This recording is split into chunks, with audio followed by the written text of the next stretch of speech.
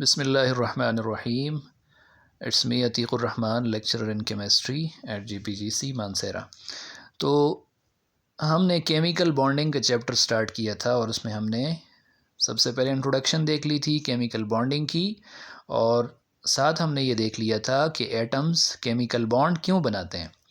तो आज बात आ रही है टाइप्स ऑफ केमिकल बॉन्ड्स की, जिसमें पहली टाइप क्या है, आयनिक बॉन्ड। तो आज हम डिस्कस करेंगे आयनिक बॉन्ड को शॉर्ट अंदाज से एक मुख्तसर सी वीडियो में कि आयनिक बॉन्ड जो है वो किस किस्म का बॉन्ड होता है और ये कैसे बनता है। ठीक है, तो देखें आयनिक बॉन्ड की सबसे पहले आप क्या देख लें, डेफिनेशन देख लें। आयनिक बॉन्ड की डेफिनेशन इस तरह है कि the bond which is formed by the complete transfer of electron. क्या कह रहा हूँ, complete transfer of the electrons, complete transfer of electrons from one atom to another atom, from one atom to another atom। ठीक है, from one atom to another atom क्या मतलब हुआ, ऐसा बॉन्ड जो बनता है कब, जब एक एटम से कोई इलेक्ट्रॉन मुकम्मल तौर पर ट्रांसफ़र हो जाए किसी दूसरे एटम को, तो उस वक़्त दो एटम्स के दरमियान जो फोर्स ऑफ अट्रैक्शन होती है, जो बॉन्ड होता है, उसको कहा जाता है आयनिक बॉन्ड। ठीक है, the bond which is formed by the complete transfer of electron from one atom to another atom. ठीक है, क्या मतलब हुआ, फॉर एग्ज़ाम्पल कोई भी एक एटम है, वो क्या करता है जी, वो इलेक्ट्रॉन लॉस करता है। इलेक्ट्रॉन क्या करता है जी, खारिज करता है। इलेक्ट्रॉन की वहाँ से क्या होती है, लॉस होती है। तो जब इलेक्ट्रॉन वहाँ से ट्रांसफ़र हो जाता है तो दूसरा कोई एटम उसको क्या कर लेता है, एक्सेप्ट कर लेता है। और एक्सेप्ट करने से एक के ऊपर पॉजिटिव चार्ज आ जाता है, दूसरे के ऊपर नेगेटिव चार्ज आ जाता है, और दोनों एक दूसरे को क्या करने लग जाते हैं, अट्रैक्ट करने लग जाते हैं। इस किस्म की जो अट्रैक्शन होती है, इसी को क्या कहा जाता है, आयनिक बॉन्डिंग। अब सवाल ये है कि कौन सा ऐसा एटम है जो क्या करता है जी, इलेक्ट्रॉन लॉस करता है, और कौन सा ऐसा है जो इलेक्ट्रॉन गेन करता है। ठीक है, तो देखें पीरियोडिक टेबल में जब आप देखते हैं तो बहुत से आपको ऐसे एटम्स नज़र आते हैं जो क्या होते हैं, जिनके पास टेंडेंसी होती है इलेक्ट्रॉन्स को देने की। उनको आम तौर पर कहा जाता है मेटल्स, उनको आम तौर पर क्या कहा जाता है, मेटल्स कहा जाता है। या ऐसे एटम्स जो इलेक्ट्रॉन देने की टेंडेंसी रखते हैं, जो इलेक्ट्रॉन्स देने की टेंडेंसी रखते हैं, उनको कहा जाता है इलेक्ट्रो पॉजिटिव एटम्स। उनको क्या कहा जाता है जी, इलेक्ट्रो पॉजिटिव एटम्स। ठीक है, क्या कहा जाता है, इलेक्ट्रो पॉजिटिव एटम्स। ठीक है, ये ऐसे एटम्स होते हैं जिनके पास ये टेंडेंसी होती है कि वो इलेक्ट्रॉन क्या करें जी, अपने वैलेंस शेल से निकाल दें, और जब इलेक्ट्रॉन निकलेगा तो उन पे चार्ज क्या आ जाएगा, पॉजिटिव चार्ज आ जाएगा। ठीक है, तो इनको कहा जाता है इलेक्ट्रो पॉजिटिव एटम्स। जबकि वो एटम्स जिनके पास ये टेंडेंसी होती है कि वो इलेक्ट्रॉन क्या कर लें, गेन करें, जो इलेक्ट्रॉन क्या करें, गेन करें, उनको कहा जाता है इलेक्ट्रोनेगेटिव एटम्स या इलेक्ट्रोनेगेटिव एलिमेंट्स, इलेक्ट्रोनेगेटिव एलिमेंट्स। और ऐसे एटम्स जो होते हैं उनके पास टेंडेंसी होती है इलेक्ट्रॉन को गेन करने की। तो जिनके पास इलेक्ट्रॉन टेंडेंसी होती है गेन करने की, उनको कहा जाता है इलेक्ट्रोनेगेटिव एलिमेंट्स। और जब ये इलेक्ट्रॉन गेन करते हैं तो लाजमी बात है इलेक्ट्रॉन पे चार्ज क्या है, नेगेटिव, तो इन पे नेगेटिव चार्ज आ जाता है। जबकि इलेक्ट्रो पॉजिटिव एलिमेंट्स पे चार्ज आ जाता है कौन सा, पॉजिटिव चार्ज। क्या चार्ज आ जाता है, पॉजिटिव चार्ज आ जाता है। ठीक है, अच्छा, पॉजिटिव चार्ज होता है उसका एक और नाम भी है, बड़ा मशहूर नाम, जिसको कहा जाता है केटाइन। क्या कहा जाता है, उसको केटाइन भी कहा जाता है। और जो इलेक्ट्रोनेगेटिव एलिमेंट जब इलेक्ट्रॉन गेन कर लेता है, उस पर नेगेटिव चार्ज आ जाता है, तो इसको कहा जाता है एनाइन। क्या कहा जाता है, एनाइन। अब जब एक इलेक्ट्रॉन निकल गया जी इलेक्ट्रोपॉजिटिव एलिमेंट से उस पर चार्ज आ गया पॉजिटिव, और वही इलेक्ट्रॉन गेन कर दिया इलेक्ट्रोनेगेटिव एलिमेंट ने और उस पर चार्ज आ गया नेगेटिव। तो अब जब ये केटायन है जिसके ऊपर पॉजिटिव चार्ज है और जो एनायन है जिसके ऊपर नेगेटिव चार्ज है, इनके दरमियान क्या शुरू हो जाती है, फोर्स ऑफ अट्रैक्शन शुरू हो जाती है। क्योंकि हमें पता है कि पॉजिटिव चार्ज जो है वो नेगेटिव चार्ज को क्या करता है जी, अट्रैक्ट करता है। तो यही फोर्स ऑफ अट्रैक्शन, इसको क्या कहते हैं, आयनिक बॉन्ड कहते हैं। क्या कहा जाता है इसको, आयनिक बॉन्ड कहा जाता है। ठीक है, तो यही तो हमने पढ़ा कि कंप्लीट ट्रांसफर ऑफ इलेक्ट्रॉन से जो बॉन्ड बनता है दो एटम्स के दरमियान, उसको क्या कहा जाता है, आयनिक बॉन्ड कहा जाता है। तो असल में होता क्या है कि एक एटम से इलेक्ट्रॉन जब लॉस हो जाता है, निकल जाता है, उस पे पॉजिटिव चार्ज आ जाता है और उस पॉजिटिव चार्ज को कहा जाता है केटाइन यानी पॉजिटिव आइन। और दूसरा एटम जो कि इलेक्ट्रोनेगेटिव एलिमेंट का एटम है, वो जब इलेक्ट्रॉन गेन कर देता है उस पर नेगेटिव चार्ज आ जाता है और नेगेटिव चार्ज को क्या कहते हैं, एन आइन।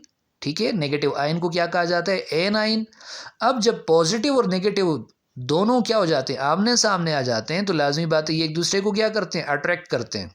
तो अट्रैक्शन से जो फोर्स ऑफ अट्रैक्शन यहाँ जो बनती है, जो एक दूसरे को एटम्स को क्या रखती है, बाइंड रखती है, इसी को क्या कहते हैं, आयनिक बॉन्ड कहते हैं। ठीक है, अब जो आयनिक बॉन्ड है इसका एक और बड़ा मशहूर नाम भी है, इसको कहा जाता है इलेक्ट्रोवैलेंट बॉन्ड। क्या कहा जाता है इसको, इलेक्ट्रोवैलेंट बॉन्ड भी कहा जाता है।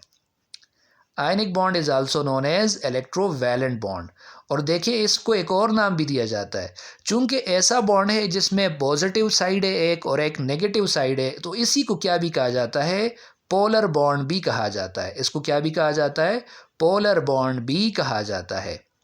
अब ये जो फोर्स ऑफ अट्रैक्शन है, ये कौन सी फोर्स ऑफ अट्रैक्शन है, तो ये सिंपल वही फोर्स ऑफ अट्रैक्शन है जो दो अपोजिट चार्जेस के दरमियान फोर्स ऑफ अट्रैक्शन होती है, वही ये क्या है, फोर्स ऑफ अट्रैक्शन है।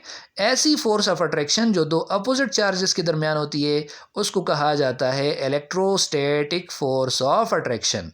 उसको क्या कहा जाता है, electrostatic force of attraction, electrostatic force of attraction. ठीक है, उसको क्या कहा जाता है, इलेक्ट्रोस्टैटिक फोर्स ऑफ अट्रैक्शन।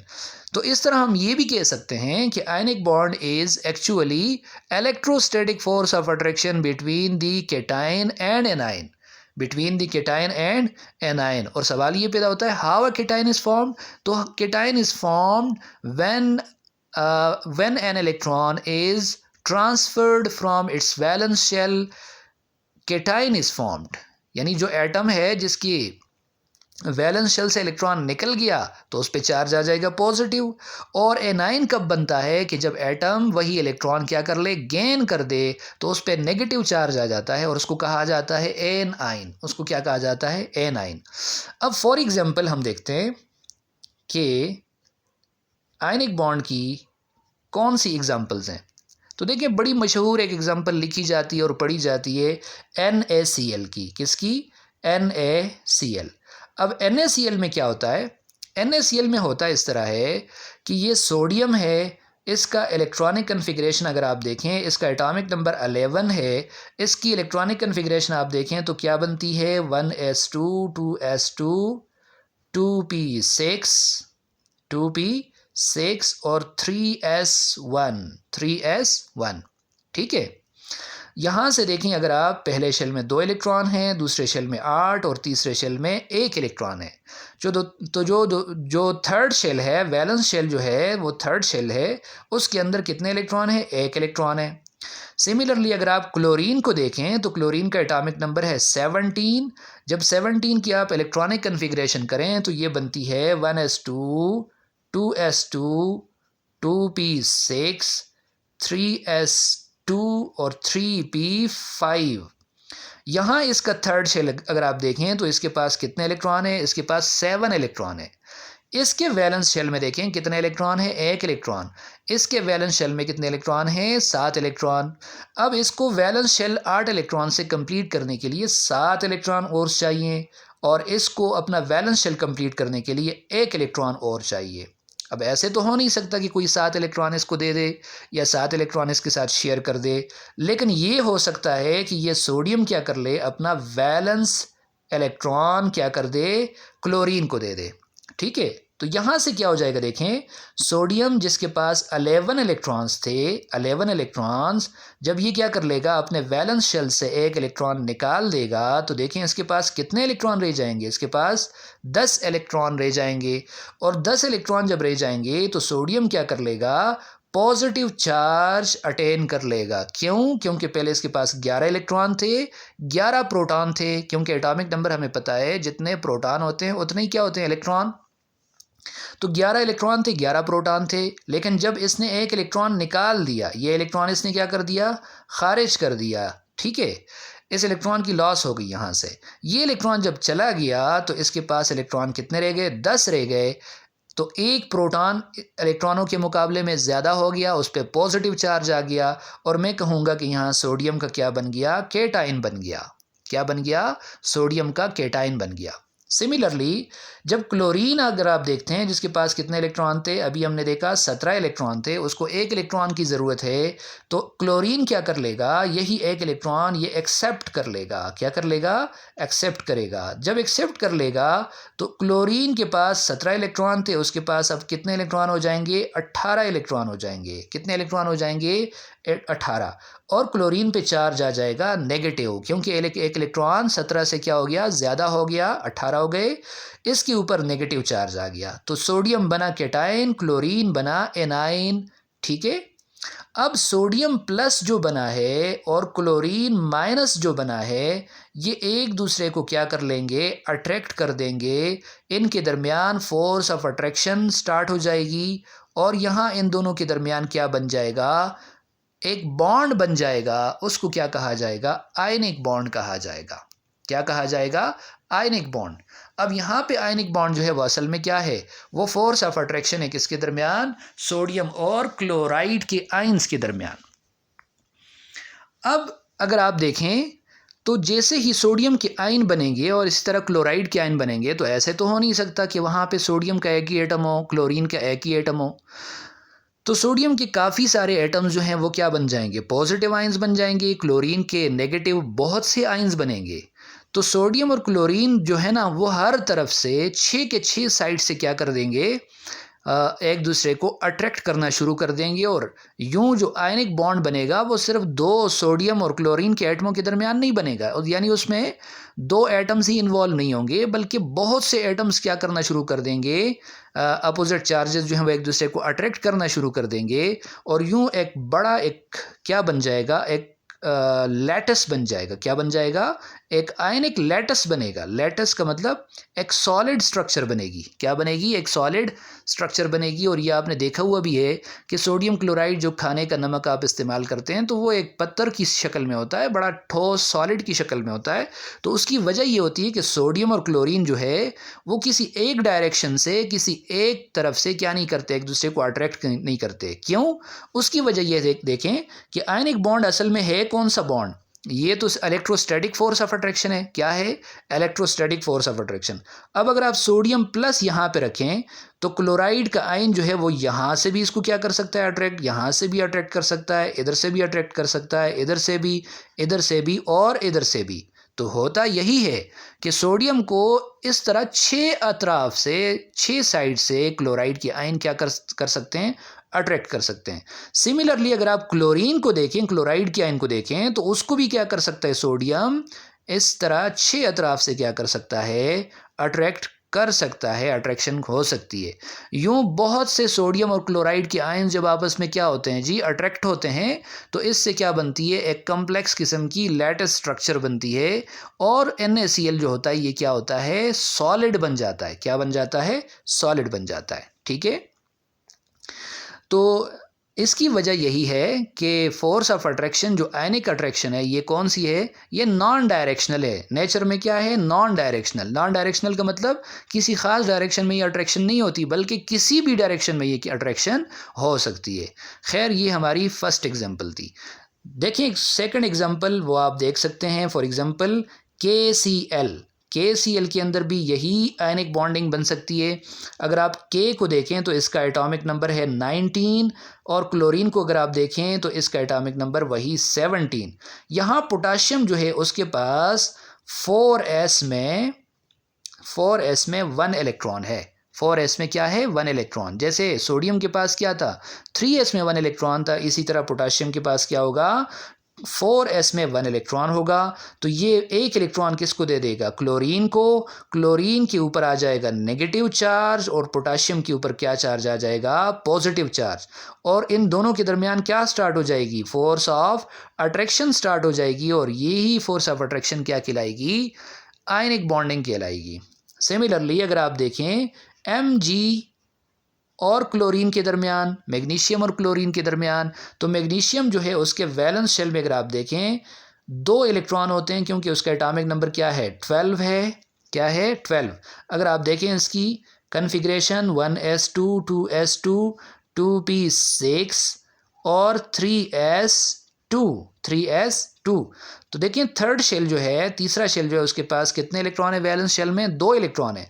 तो मैग्नीशियम यहाँ क्या करेगा, मैग्नीशियम अपने दोनों इलेक्ट्रॉन क्या कर देगा निकाल लेगा, खारिज कर देगा। एक इलेक्ट्रॉन ये निकाल दिया और एक इलेक्ट्रॉन ये निकाल दिया। तो देखिए मैग्नीशियम पे क्या चार्ज आएगा 2+ का चार्ज आएगा। कितना चार्ज आएगा +2 का चार्ज आएगा, यानी 2 पॉजिटिव चार्जेस आएंगे इसके ऊपर।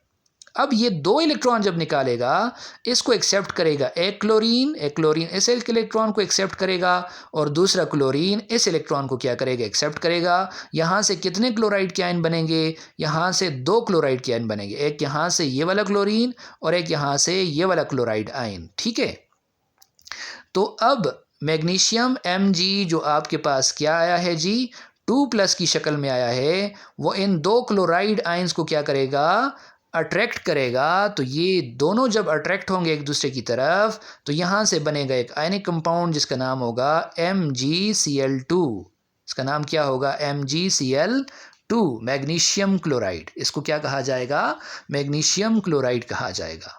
ठीक है, सिमिलरली बहुत सी और एग्जांपल्स हैं किसकी आयनिक बॉन्डिंग की, और उसमें आपको वाज़ेह तौर पर यह नज़र आएगा कि जो केटायन बन रहा है, जो इलेक्ट्रॉन निकाल रहा है, इलेक्ट्रॉन ट्रांसफ़र करवा रहा है, दे रहा है, उस पे पॉजिटिव चार्ज आ रहा है और जो इलेक्ट्रॉन ले रहा है उस पे नेगेटिव चार्ज आ रहा है। और असल में इलेक्ट्रॉन देने वाला जो होता है वो यूजुअली वो मेटल होता है, क्योंकि मेटल के पास ये टेंडेंसी होती है कि वो इलेक्ट्रॉन क्या कर सकता है दे सकता है। जबकि जो इलेक्ट्रॉन एक्सेप्ट करने वाला एटम आपको नज़र आएगा वो क्या होता है नॉन मेटल होता है। सिंस इस तरह हम ये क्या भी